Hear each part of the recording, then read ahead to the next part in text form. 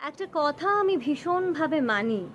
আজকে যাকে তুমি অন্য কারোর জন্য প্রচণ্ডভাবে কষ্ট দিচ্ছ, একদিন সে তোমাকে আরও অন্য কারোর জন্য একইভাবে কষ্ট দেবে, বরঞ্চ অনেক বেশি। তাই কারোর জন্য কষ্ট দিও না। যে প্রকৃত তোমাকে ভালোবাসে, তোমাকে টেক কেয়ার করে, তোমাকে প্রায়োরিটি দেয়, প্রায়োরিটিটা তাকে দাও। তাকে নয় যাকে তুমি দিতে বাধ্য। এরকমভাবে ভালোবাসা হয় না।